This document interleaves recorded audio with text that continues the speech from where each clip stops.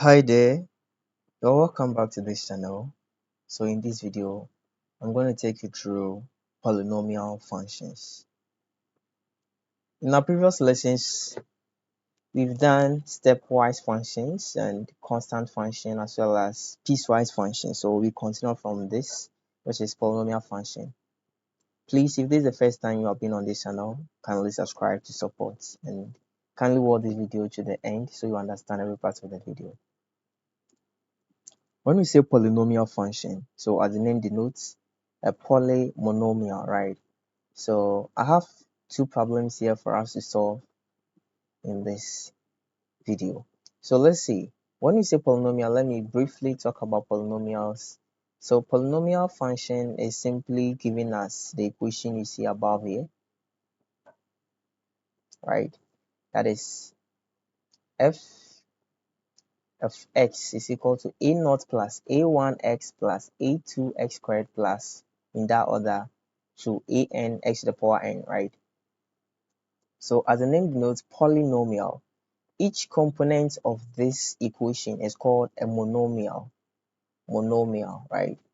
So this monomial adds up to give us what we call polynomial, okay? Yep. So for the general representation of a polynomial, the a naught you see here, or the a, okay, so let me use the general nth monomial. So looking at an x to the power n, the a here should not be 0. It's a non-zero. It's part of the conditions. So a is non-zero real number, okay? So let me write it like conditions somewhere here. So conditions for polynomial to exist. The an is a non-zero real number, okay? Then we have end. This end that you see here, yes, this end that you see here, okay? So the end there is a non-negative number, non-negative integer to precise, okay? So for every polynomial, it should have an, which is the coefficient attached to our expression x to the power n, right? So this an, as I said, should not be a 0, so it should be non-zero real number, as well as the n here, which is the power of the x, should be a non-negative integer. So if this n happens to be a negative, then we are going to get something like a reciprocal function, and we've treated that in our previous videos. So n here, for this particular function to be a polynomial function, then n here should not be a negative number, but it can be 0, okay? So when it is 0, that is where you get the constant a naught here, okay? So n should be non-negative number. So these two conditions should be enough for you to identify polynomial functions. Now, the n here is what we call a degree of the polynomial functions. If n is 1, it's linear. When n is 2, it becomes quadratic. When n is 3, it becomes cubic, in that manner, okay? So n determines the degree of our polynomial function. So the highest degree of the polynomial function becomes the overall degree of the whole function. So if there is an equation with s cubed, then it means that it becomes a cubic function.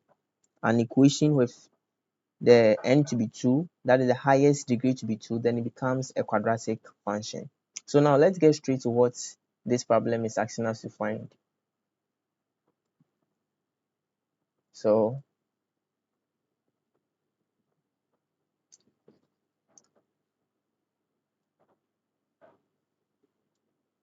let me clean the conditions here.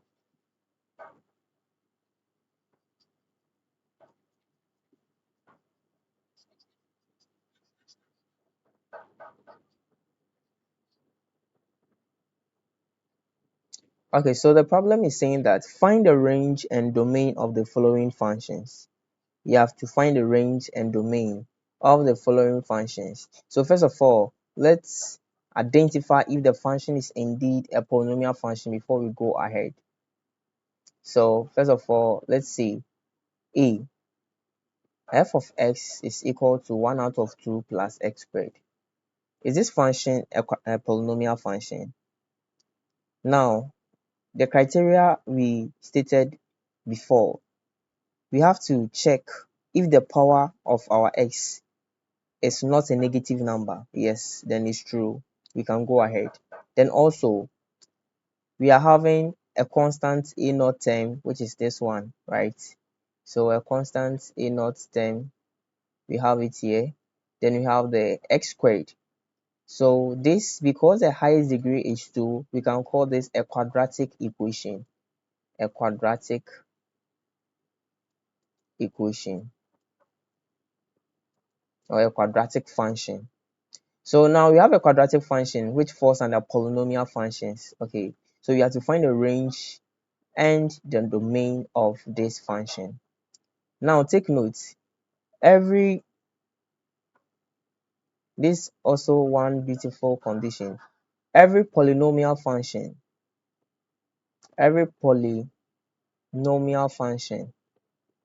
has the domain to be all real numbers. Take note. So the domain of every polynomial function is x is such that x is a member of all real numbers. It's cuts through every polynomial function. So provided the function is a polynomial function, then its domain is R. Okay. Then now let's focus on the range then. So the range, how do you get the range of this function? The range, as we've talked about in our previous video, says that it is the direct output of a function, okay? The successive output of a function. When you feed your function with the domain, you're expected to get some possible outputs, right? Those possible outputs is what we call the codomain. Codomain. But the successive output or the direct output that appeared is what we call the range. So now, though we are feeding this system here, our quadratic equation here, with the domain of what all real numbers, but you ask yourself, what will be the outcome of it? What will be the output?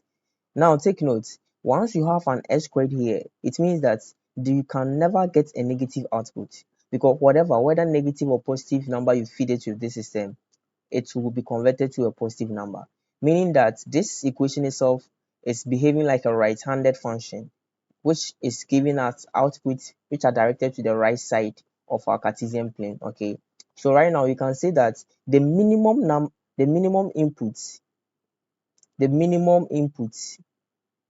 so let me do it this way. So let's write a range for a domain. The domain is all real numbers, all right, yes, but because of the nature of this function will convert all the negative towards positive. So already we have our positive infinity, that is infinite numbers, which this function can bring out. Okay, that will be the output. But what will be the minimum number that can come out for this function? The least number. The least number is when x is equal to 0. So when x is equal to 0, we are going to get what? 1 out of 2. And this 1 out of 2 becomes the least number we can ever get from this function. For that reason, our range simply becomes a closed end. So this a half open and a half closed. So this is the half closed section where you have our 1 out of 2.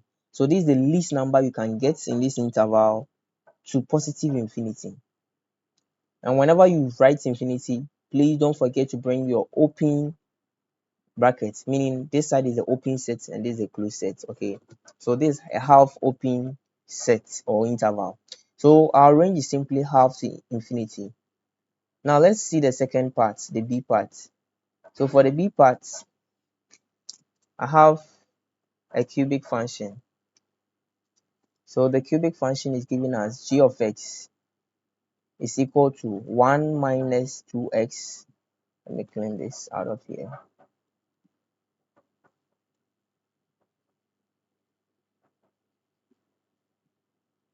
So 1 minus 2x minus 3x squared plus 2 plus 2x cubed, right? So when I have this, as I stated earlier, the domain is straight away x is such that x is a member of all real numbers. Why? This is because this qualifies to be a polynomial function. A polynomial function. For that reason, the domain is always constant, a set of all real numbers. Okay. Now let's see the range of this function.